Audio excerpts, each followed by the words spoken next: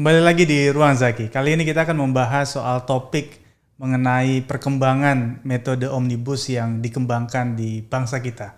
Ada Undang-Undang 13 tahun 2022. Kendala regulasi harus kita sederhanakan, harus kita potong, harus kita pangkas. Pemerintah akan mengajak DPR untuk menerbitkan 2 undang-undang besar. Yang pertama, Undang-Undang Cipta Lapangan Kerja. Yang kedua, Undang-Undang Pemberdayaan UMKM. Masing-masing undang-undang tersebut akan menjadi Omnibus Law. Tapi hari ini gue nggak sendiri, ada Prof. Sidarta. Prof, apa kabar? Sehat. Alhamdulillah, ini sudah sangat lama kayak penonton fansnya Prof nih menunggu pikiran-pikiran baru, terutama soal Undang-Undang 13 2022. Belum banyak yang mengulas soal ini, Prof. Karena tata urutan perundang-undangan kita itu sempat akhirnya mendapatkan pukulan yang berat ketika kemudian kita ingat betul di awal 2020 BINUS pada saat itu menjadi tuan rumah diskusi soal rancangan Undang-Undang Cipta Kerja dengan LBH Jakarta. Dan pada saat itu saya juga sempat memberikan catatan tentang ini kayaknya secara perundang-undangan ada yang nggak beres. Karena negara kita belum ngatur nih soal konsep omnibus. Nah, tapi pada saat itu memang negara belum cukup merespon. Dan pada akhirnya sejak dia diundangkan lalu mendapatkan perlawanan dari publik, mulailah negara akhirnya memperbaiki itu setelah putusan Mahkamah Konstitusi. Gimana Prof melihat ini? Karena kita civil law system dan digadang-gadang katanya itu merupakan bagian dari lahirnya dari rahim common law system. Sebenarnya tidak tepat juga ya disebut itu adalah keunikan dari common law ya. Kata omnibus sendiri sebenarnya ditemukan kan di Perancis. Itu awalnya sebenarnya ini cerita sedikit ya, latar belakang historis kenapa muncul terminologi omnibus ini. Dulu itu ada satu pabrik gandum, penggilingan tepung lah ya, di kota Nantes. Tulisannya Nantes gitu bacaan kota Nantes di Prancis itu 1823 sekitar segitu. Ada seorang pelaku usaha yang menggunakan mesin dengan menggunakan uap air untuk menggiling tepung itu. Nah, untuk supaya mesin ini bergerak dia butuh air kan untuk dipanaskan. Nah, dia sayang nih airnya kok dibuang. Akhirnya dia memanfaatkan air ini untuk bikin usaha sampingan, sauna gitu ya. Nah, cuma sayangnya pabrik ini rada jauh dari kota Nantes ini, dari pusat kota Nantes ini, sehingga dia membutuhkan mobil. Sebenarnya zaman dulu itu kereta yang ditarik kuda ya, untuk mengangkut orang yang mau mandi sauna di dekat pabriknya itu. Nah, lalu dia bikinlah kereta yang agak panjang gitu ya, yang isinya bisa beberapa orang begitu, dan ditarik kuda awalnya untuk mengantar dan menjemput orang-orang yang datang untuk mandi sauna itu. Itu dari pusat kota Nantes ke pabriknya.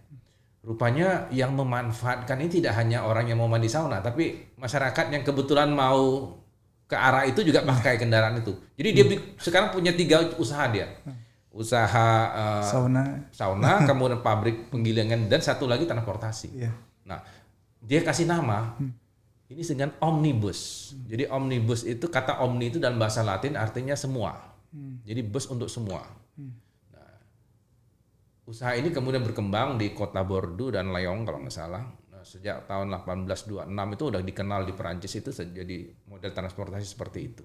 Nah, ketika ada hukum yang kelihatannya itu perlu dilakukan harmonisasi dan sebagainya untuk digabung-gabungkan, orang ingat ini dengan cerita di kota Nantes itu. Digunakanlah kemudian di Prancis itu kata omnibus itu untuk menunjukkan beberapa undang-undang yang kemudian digabung menjadi satu gerbong begitu, dan kita kenal dengan metode omnibus seperti sekarang. Jadi kalau dilihat awalnya di Prancis yang munculnya ya, sehingga model-model seperti ini sebenarnya tidak mewakili tradisi manapun gitu. Kedua tradisi juga dipakai. Gitu. Jadi civil maupun common law system biasanya justru relevan ya? Justru sebetulnya yang paling relevan untuk menggunakan ini adalah metode civil law. Kenapa? Karena civil law itu kan sangat mengandalkan peraturan tertulis ya. Nah, ciri dari omnibus itu adalah memuat aturan-aturan hukum tertulis dalam jenis yang sama dan hierarki yang sama untuk digabung menjadi satu. Itu kira-kira, dan definisi ini yang juga dipakai di Undang-Undang Nomor 13 tahun 2022 itu, bahwa metode omnibus itu, walaupun saya mengkritik ya definisi ini, menurut saya kurang tepat gitu ketika dia mengatakan ada 3 cara, yaitu dengan membuat materi baru atau mengubah atau mencabut gitu. Bagi saya itu yang penting itu justru mengubah dan mencabut gitu. Karena membuat aturan baru itu ada konsekuensi dari mengubah dan mencabut kan. Buat apa kita membuat aturan baru kalau tidak ada yang kita ubah, tidak ada yang kita cabut kan, berarti tidak perlu harus dalam metode omnibus. Omnibus itu dibutuhkan justru karena ada yang kita ubah dan ada yang kita cabut, dan konsekuensi dari itu kemudian kita membuat yang baru, membuat aturan baru dan kemudian kita gabung-gabungkan gitu. Dan menggabung-gabungkan ini yang menurut saya merupakan konsekuensi dari omnibus ini yang harus kita perhatikan, karena Undang-Undang Cipta Kerja saja kalau nggak salah 79 undang-undang ya, hampir 80-an bahkan yang digabungkan dalam 11 klaster itu. Dan itu kan luar biasa. DPR kita saja untuk masa sidang yang kemarin 2001-2022 itu hanya bisa menghasilkan 32 undang-undang. 32 undang-undang, dan itu pun kalau kita mau jujur 32 undang-undang itu banyak undang-undang yang repetisi. Repetisi itu maksudnya undang-undang ini redaksinya hampir sama dengan undang-undang yang lain karena banyak mengatur mengenai misalnya provinsi-provinsi. Jadi provinsi NTB, Kalimantan, provinsi baru itu ya. Sebenarnya bukan hanya provinsi baru, beberapa provinsi lama itu diatur kembali dengan undang-undang, dan itu banyak pasal-pasal yang repetisi sehingga ya kalau disebut sebagai prestasi ya tidak terlalu menggembirakan ya prestasi itu, karena apalagi kalau bentuknya misalnya konvensi internasional yang diratifikasi itu isinya kan tinggal pindahin aja dan memindahkan. Ini bayangkan 79 undang-undang yang diubah, kemudian dicabut, ada yang dicabut, diatur baru, digabungkan gitu kan. Luar biasa kan dalam satu undang-undang, dan risikonya juga besar ya. Mungkin akan kita bahas ya mengenai risiko ini. Ya, yang juga jadi pertanyaan itu seandainya kita bicara soal undang-undang Cipta Kerja, let's say dia ada 80 lebih undang-undang misalnya yang terkena dampak. Pertanyaannya apakah dia hanya mencomot pasal-pasal tertentu misalnya dari undang-undang ketenagakerjaan, undang-undang tentang pendidikan dan lain sebagainya, atau memang betul-betul mereka pindah nih dari undang-undang yang lama pindah semua ke undang-undang Cipta Kerja itu, Prof? Kalau metode omnibus harusnya nggak begitu. Omnibus itu sebenarnya dia tidak mungkin mencabut seluruhnya. Jadi dia parsial saja. Kalaupun ada yang dicabut itu parsial ya. Tidak mungkin dia meruntuhkan keseluruhan undang-undang itu. Nah, memang ada problemnya karena undang-undang ini digabungkan dengan undang-undang lain kan pasti ada tujuannya ya. Kalau kita lihat pemerintah Jokowi misalnya tujuannya lebih untuk mempermudah perizinan misalnya ya, untuk menggait investasi lebih banyak kan, itu tujuannya, sehingga pilihan-pilihan pasal-pasal yang dicomot itu pasti yang kira-kira relevan dengan tujuan itu gitu. Nah, kekhawatiran kita pertama tentu saja kehadiran undang-undang ini belum tentu perkawinan yang ideal ya. Kadang-kadang dipaksakan begitu. Boleh jadi itu akan mengganggu undang-undang induknya gitu. Misalnya pasal-pasal tertentu itu kemungkinan kalau diubah tanpa melihat keseluruhan bangunannya, dia bisa meruntuhkan asas-asas yang penting gitu. Ibarat rumah itu 1-2 tiangnya kita ambil, kita pindahkan ke undang-undang lain kan. Nah, dia sudah kehilangan tiang tuh di undang-undang induknya. Nah, bisa jadi itu kalau diguncang gempa sedikit dia runtuh gitu. Itu yang kita khawatirkan. Kadang analogi saya tuh kalau tubuh manusia itu diambil paru-parunya doang atau diambil ginjalnya doang, itu nggak jadi manusia yang sempurna gitu kan. Nanti jadi problem juga. Nah, kalau Prof melihat dari sisi teknis Undang-Undang 13 2022 ini, saya mencatat ada perbedaan tuh undang-undang yang tidak menggunakan metode omnibus dengan yang menggunakan metode omnibus. Apa ciri-cirinya, Prof? Iya, cirinya bisa dilihat dari fisik dari undang-undangnya pasti ya. Ada di situ ada pasal-pasal tertentu yang dikatakan sekarang berbunyi sebagai berikut, begitu. Itu kan menunjukkan model seperti dulu kita mengenal perubahan gitu. Undang-undang yang kita ubah itu kan selalu bukan menyusun ulang pasal demi pasal diurut ulang, tapi beberapa pasal kemudian dikatakan sekarang berbunyi seperti ini, berbunyi. Itu pasti ada di kata-kata itu. Nah, di Undang-Undang 13 itu sebenarnya gabungan dari itu. Jadi kalau kita lihat di awalnya dia mengurutkan beberapa pasal, itu kelihatannya ingin menampung ke pesan-pesan yang ada di putusan MK ya. Itu yang mengatakan bahwa undang-undang ini ya harus paling tidak itu melibatkan publik, partisipasi publik seperti itu, dan itu dikatakan dalam konsideran menimbang gitu. Bahwa undang-undang omnibus ini sama dengan undang-undang yang lain juga harus menjamin ada keterlibatan dan partisipasi publik yang bermakna gitu, partisipasi masyarakat yang bermakna, yang disebut dengan apa itu meaningful participation kira-kira begitu. Nah sayangnya undang-undang ini ternyata tidak mengatur mengenai apa itu participation yang bermakna itu, meaningful participation itu. Dia hanya mengatakan masyarakat punya hak untuk didengar, hak untuk dipertimbangkan pendapatnya, dan hak untuk mendapat penjelasan gitu ya. Jadi the right to be heard, the right to be considered, dan the right to be explained. Kira-kira begitu, tiga itu. Dan nah ini mengenai hal ini ketentuan lebih lanjut diatur dengan peraturan DPR, peraturan DPD, dan peraturan Presiden. Jadi kalau kita baca konsiderannya kita ada harapan, wah ini berarti mengenai metode omnibus terkait dengan partisipasi dan keterlibatan masyarakat yang bermakna itu bakal ada nih aturannya gitu. Setelah kita baca, oh kok dilimpahkan lagi ke DPR, DPD, dan Presiden. Jadi sebenarnya dia nggak menjawab benar. Jadi artinya idealnya itu diatur langsung di undang-undang kan? Harusnya, karena kita menunggu itu gitu kan MK tuh mencatat itu kan, cacat formil yang tempo hari itu mencatat itu. Ini kok belum gitu, dan kita berharap orang mengatakan belumnya itu sekaligus dengan kritik bahwa metode ini tidak ada dalam undang-undang pembentukan peraturan perundang-undangan, sehingga undang-undang nomor 13 itu kan ingin menambal itu. Oh sudah ada loh sekarang, kira-kira begitu. Dan partisipasi publik yang Anda minta juga kami sudah atur loh gitu. Cuma setelah kita lihat di penjelasan umum hanya ada tiga itu tadi, the right to be heard, the right to be considered, dan the right to be explained. Dan dikatakan bahwa mengenai ini akan diatur lebih lanjut gitu ya, dengan diserahkan lagi ke DPR, DPD, dan Presiden. Dan kita harus tunggu lagi tuh peraturan DPR-nya ngomong apa, peraturan DPD ngomong apa, dan peraturan Presiden akan ngomong apa nanti. Ini kelihatannya lebih ke persoalan bahwa tiga instansi ini kan merupakan lembaga-lembaga yang punya hak untuk punya hak inisiatif untuk mengusulkan undang-undang kan. Oh, jadi diadresnya kepada institusi-institusi tadi itu ya, Prof? Ya, untuk mengatur mengenai partisipasi publik itu gitu. Kalau di DPR, DPD, dan apa tadi MPR itu diatur di mana, Prof? Kira-kira nantinya?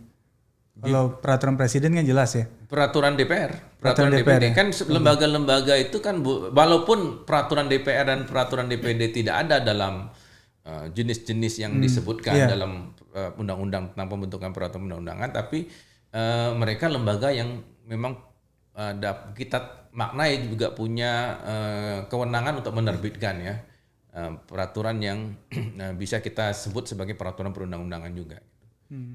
Nah, saya lihat juga salah satu ciri khas yang kemudian membedakan antara undang-undang dengan metode omnibus dengan tidak itu ada ditulis, Prof. Jadi di undang-undangnya tulis menggunakan metode omnibus. Nah itu Prof mencatatnya bagaimana? Apakah itu juga satu hal yang penting juga sebagai pembeda? Ya sebenarnya tanpa disebutkan pun kita tahu kalau itu metode omnibus. Kalau dia menggabungkan beberapa undang-undang dengan cara mencabut mengubah dan sebagai konsekuensinya dia mungkin menambal ya dengan materi baru begitu tanpa harus meruntuhkan keseluruhan dari undang-undang induk. Itu pasti omnibus itu. Jadi undang-undang cipta kerja itu walaupun nggak disebut omnibus ya kita tahu bahwa metodenya omnibus gitu. Kan sebenarnya omnibus itu cirinya itu ya. Di samping kalau kita lihat dari jumlah halamannya bisa sangat fantastis. Pasti banyak lah. Ya, itu. undang-undang cipta kerja setahu saya hampir 1.000 halaman kan. Iya. Gitu. Kemudian kita punya lagi misalnya undang-undang harmonisasi perpajakan. Itu yang kemudian disebut juga sebagai bagian dari produk omnibus. Undang-undang ibu kota. Nah ini saya nggak tahu deh apakah juga termasuk, tapi digadang-gadang waktu itu ada selain cipta kerja dan harmonisasi perpajakan, ibu kota juga termasuk ke dalam metode omnibus katanya. Sebenarnya metode omnibus itu tidak harus selalu dijadikan sebagai senjata pamungkas ya. Kalau kita melihat tidak ada kebutuhan untuk mengatasi disharmonisasi ya. Kan sebenarnya metode omnibus itu dipakai karena ada kebutuhan percepatan sebetulnya ya. Tadi saya katakan kalau kita melihat caranya DPR itu slow gitu ya, 32 undang-undang itu sudah dianggap prestasi gitu ya. Padahal Balik itu mencatat banyak sekali kan undang-undang yang prioritas ya diprioritaskan gitu. Prolegnas gitu ya. Dan itu kan hampir tidak pernah tercapai gitu. Iya. Kadang-kadang malah yang ditulis di prolegnas nggak dibuat, yang nggak ada di prolegnas malah dibuat. Gitu. Karena lebih banyak keinginan daripada kebutuhan ya kadang-kadang. Nah, harusnya itu jadi terobosan kalau memang ada kebutuhan yang mendesak ya. Misalnya kayak tadi, kita melihat alasannya kan karena pandemi lah segala macam, butuh langkah cepat. Oke, itu kita bisa terima gitu.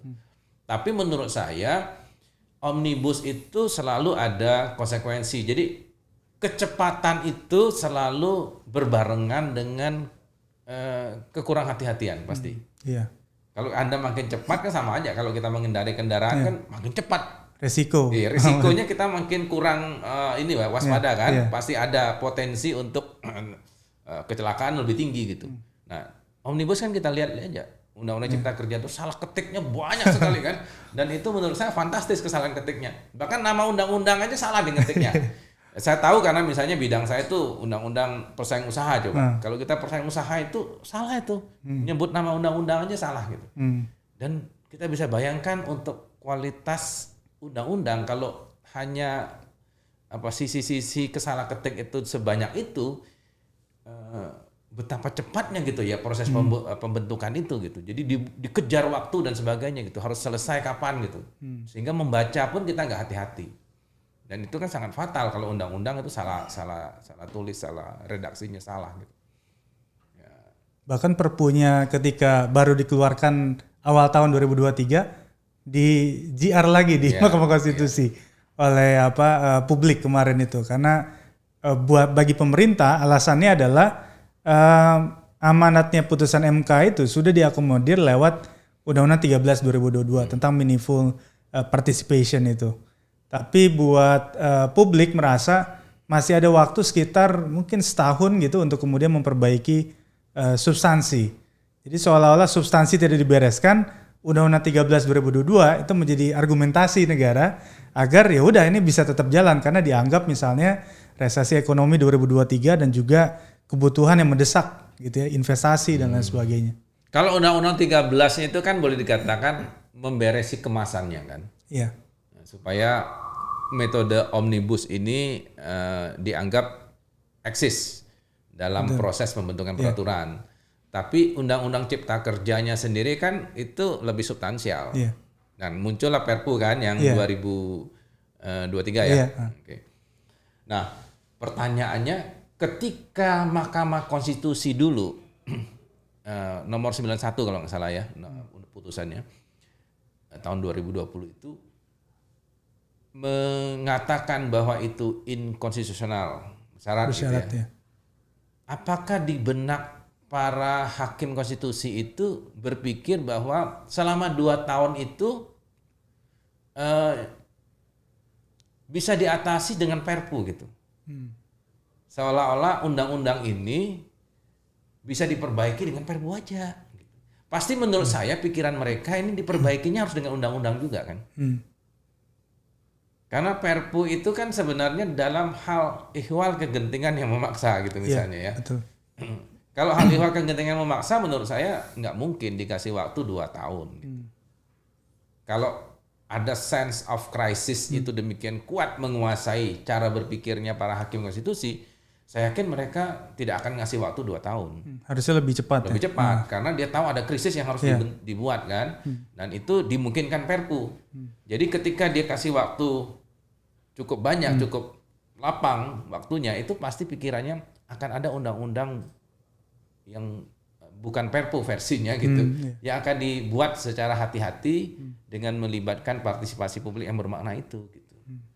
Nah, jadi dengan kata lain Perpu itu bukan satu cara yang tepat gitu untuk menggantikan Undang-Undang Cipta Kerja yang dianggap inkonstitusional itu. Harus dengan undang-undang juga gitu. Jadi Perpu itu menurut saya masih akhirnya menciptakan masalah baru juga akhirnya gitu. Terlepas bahwa secara hierarki dia setingkat dengan undang-undang loh ya. Tapi partisipasi bermaknanya nggak muncul. Mengapa? Loh kok kegentingan yang memaksa kok Anda masih berlama-lama minta partisipasi, itu kan nggak mungkin. Karena kalau dalam filosofinya Perpu itu sebenarnya kecepatan itu lebih didahulukan karena dianggap DPR setelah Perpu lahir itu ada waktu untuk menimbang-nimbang apakah Perpu ini mau dipertahankan atau tidak.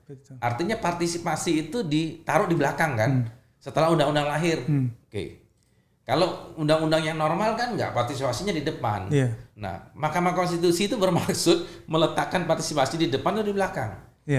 Itu kan penting, karena partisipasi bermakna itu kan sesuatu yang tadi kan, yang disebut the right to be heard, the right to be considered, the right to be explained. Anda mendengar, mempertimbangkan, dan menjelaskannya itu kapan?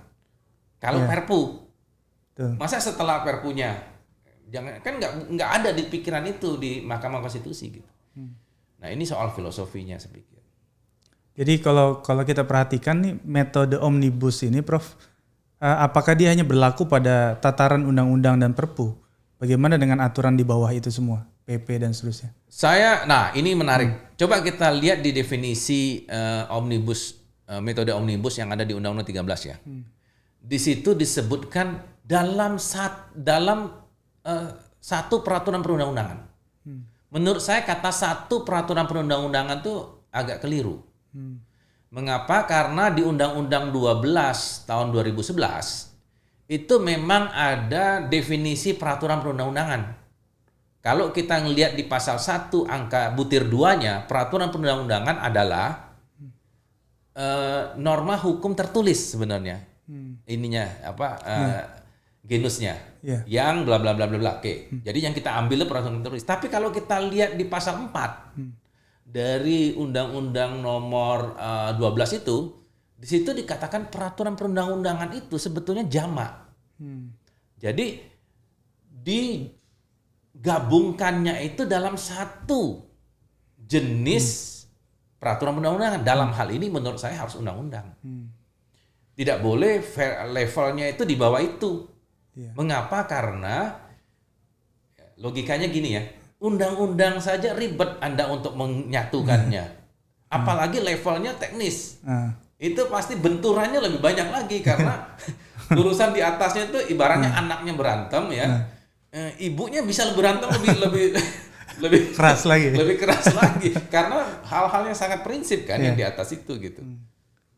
Jadi lebih baik bereskan di level undang-undang gitu, yang disebut dengan omnibus law itu. Jangan bermain di wilayah yang sangat teknis, karena kalau di wilayah yang sangat teknis itu peraturan kebijakan juga selesai kok, belit rehal saja gitu. Tapi kalau kita lihat misalnya, ini kan omnibus ini kan juga dipakai tidak hanya di Prancis misalnya, tapi negara di Amerika dan lain sebagainya. Ada nggak Prof cerita soal negara yang kemudian menggunakan metode ini dan dia berhasil menangani situasi apakah investasi atau yang lain-lain? Banyak. Saya kebetulan membaca bukunya Pak Jimli ya mengenai omnibus, saya bawa kebetulan buku. Iya. Di situ dia memberi banyak contoh di Kanada dan sebagainya, dan itu sebenarnya berhasil. Jadi sebenarnya saya ingin menegaskan, saya tidak berpretensi omnibus law itu metode yang keliru, enggak. Itu metode yang tepat juga. Kalau kita melihat ada yang disebut dengan obesitas peraturan gitu ya. Kalau Pak Jimli bilang itu kacamata orang hukum dengan kacamata orang teknik itu berbeda, kata dia.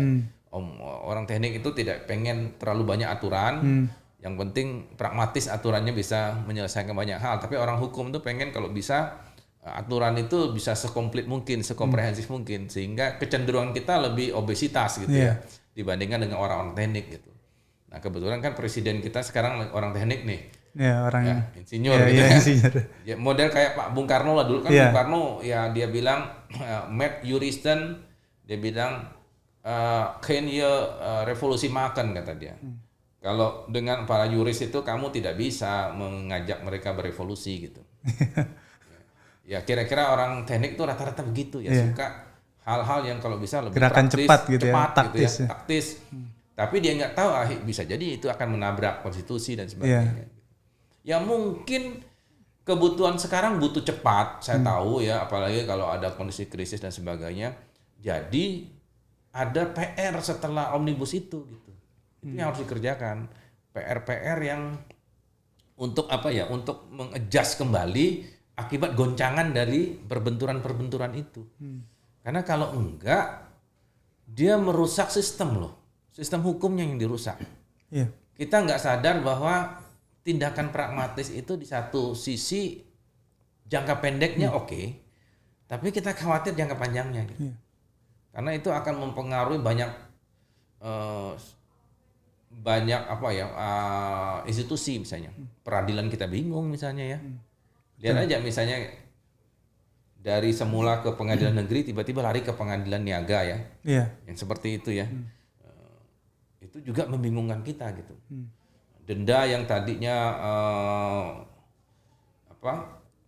tidak dipersyaratkan harus dibayar lebih dulu, sekarang dipersyaratkan harus dibayar lebih dulu. Gimana cara pembayarannya? Segala kayak gitu itu bisa saja akhirnya melihat apakah itu masih sejalannya dengan filosofi dari undang-undang induknya gitu ketika undang-undang itu dibuat gitu, seperti itu. Jadi itu yang harus dibereskan. Tapi itu bagian dari PR setelah undang-undang itu dibuat. Tadi saya katakan, jadi yang disebut dengan partisipasi publik itu tetap perlu ketika undang-undang omnibus itu dibuat. Tapi setelah itu partisipasi itu nggak boleh berhenti. Dia juga harus diteruskan untuk membereskan sisa dari undang-undang induk yang sudah terlanjur diambil beberapa tiangnya itu. Jangan sampai runtuh. Iya, betul. Paling tidak disesuaikan atapnya supaya lebih bagus, atau secara estetik itu masih enak dilihat lah gitu ya. Iya. Dan saya terakhir mungkin Prof melihat perkembangan sekarang tuh ChatGPT atau apa itu ya, yang kemudian saya pikir kalau ini metode omnibus ini hanya sekedar norma saja tanpa kemudian dibantu disupport oleh teknologi, menemukan misalnya apa sih alasan kamu bahwa undang-undang ini yang kemudian harus dibereskan. Itu kan mencari ribuan undang-undang kan sulit sekali gitu. Dengan satu undang-undang ada sekian pasal. Nah teknologi harus membantu itu. Menemukan bahwa ternyata ada pasal yang bertentangan di undang-undang ini dengan undang-undang lain. Sehingga itu akan membantu metode omnibus ini bekerja dengan baik gitu. Lebih presisi. Tapi kalau kemudian manual gitu kan. Masih harus nyari satu persatu, saya pikir juga akan jadi PR gitu. Akan ibaratnya dikasih resep tapi itu nggak menyelesaikan penyakit yang sebenarnya ada di sekeliling kita, tidak nampak gitu, tidak terselesaikan. Nah bagaimana Prof, karena di pidato guru besar kan juga menangkap soal digital di situ ya, melihat metode omnibus ini dikawinkan dengan digitalisasi ke depannya. Iya, repotnya sebenarnya kita tidak membuat indeks yang cukup mapan terhadap terminologi hukum kita ya. Sehingga ketika dibaca secara algoritma itu kadang-kadang belum tentu pas. Misalnya apa yang disebut legal text mining itu juga belum banyak para ahli hukum kita yang tertarik. Maksud saya begini, ada banyak terminologi hukum itu yang punya makna ganda ya, equivoque istilahnya. Harusnya kan kita punya definisi yang jelas bahwa ini maksudnya ini maksudnya ini gitu. Itu satu sisi. Yang kedua, kadang-kadang pembentuk undang-undang kita itu sangat senang untuk memperkenalkan terminologi-terminologi baru ya. Dan itu kadang-kadang juga membuat para pembelajar hukum itu bisa kebingungan ya. Saya ambil contoh dalam KUHP kita yang baru saja, coba kita lihat. Teknik penyusunan redaksionalnya juga menurut saya ya ada catatan ya. Kalau kita belajar penalaran hukum, kita kan tahu ada subjek norma, ada operator norma, ada objek norma misalnya, dan ada kondisi norma. Tapi banyak yang saya lihat itu tidak memperhatikan struktur seperti itu, redaksi seperti itu. Nah, ketika dicoba menggunakan teknologi digital, sementara kita tidak punya kesadaran untuk membakukan cara pembuatan redaksional dan sebagainya, itu bisa jadi bermasalah. Misalnya saya ambil contoh ya di Undang-Undang KUHP itu kata yang itu selalu sering dipakai. Setiap orang yang, misalnya bla bla bla bla gitu. Padahal kata yang itu menunjukkan dia anak kalimat, tidak boleh dipakai. Karena kata yang itu tidak menunjuk dia sebagai kata kerja utamanya, nggak muncul di situ. Itu ada nggak para ahli hukum kita punya kesadaran untuk memperbaiki bahasa hukum kita ya, supaya ketika didigitalisasi kita bisa langsung bisa menemukan makna ini nggak keliru loh dibaca oleh mesin. Karena kalau keliru dibaca oleh mesin kayak tadi, akhirnya penafsiran mesin itu menjadi tidak tepat. Gitu. Itu baru kita membaca peraturan loh. Kita belum membaca misalnya perjanjian, kita belum baca akta notaris dan sebagainya. Itu PR besar sebetulnya dalam bahasa hukum kita. Nah, orang hukum itu sayangnya walaupun dia tahu bahwa bahasa itu adalah alat atau instrumen utama dia, tools kita itu kan sebenarnya kita beda dengan profesi lainnya. Profesi lain tuh dia punya meja gambar, dia punya alat suntik, punya stetoskop kalau dokter segala macam. Kita apa coba kan nggak ada. Satu-satunya kan bahasa. Nah, kita bahagia sebenarnya bangsa Indonesia itu punya bahasa nasional yang bahasa hukumnya menggunakan bahasa Indonesia. Tapi kepedulian kita terhadap bahasa hukum itu harus berbarengan dengan kepedulian kita terhadap bahasa Indonesia. Nah, ini pesan saya juga kepada teman-teman yang mempelajari hukum untuk mulai peduli sebenarnya untuk terhadap kemapanan dari bahasa kita ya, supaya bahasa hukum kita itu tidak multitafsir gitu. Dan jangan terlalu gegabah untuk memperkenalkan istilah-istilah baru ya, yang akhirnya akan menambah kebingungan kita. Misalnya istilah baru itu kita lebih suka pakai persaingan usaha itu persaingan curang atau persaingan tidak sehat misalnya, gitu ya. Walaupun saya tahu di luar negeri ada yang disebut unhealthy competition ada, tapi kita nimbang-nimbang nih, ini kata tidak sehat itu dalam konotasi bahasa kita lebih ke medis atau ke legal misalnya. Kalau orang legal ya curang aja gitu, persaingan curang, karena unfair competition itu ya dari dulu diterjemahkan persaingan curang misalnya kayak gitu ya. Jadi begitu kita memperkenalkan istilah baru, konsekuensinya wah ini kosakata yang harus diberi makna yang lebih spesifik. Nah, itu mengganggu dalam algoritma itu. Saya pikir. Itu sih. Ya. Terima kasih banyak Prof atas pencerahannya tentang metode omnibus di Undang-Undang 13 2022. Semoga ini membantu kita semua memahami lebih dalam, lebih komprehensif soal apa sih omnibus gitu ya. Jadi tentu saja podcast ini dalam rangka untuk bisa menuntun kita untuk kemudian melihat bagaimana perundang-undangan ke depan dan bagaimana kemudian memaknai metode omnibus ini dalam menciptakan produk hukum yang lebih baik di Indonesia. Sampai ketemu, dan apa yang saya sampaikan tadi bisa dilihat juga di websitenya Business Law Binus. Itu ada satu tulisan yang saya publish terkait ke omnibus. Terima kasih Pak Zaki. Terima kasih banyak Prof.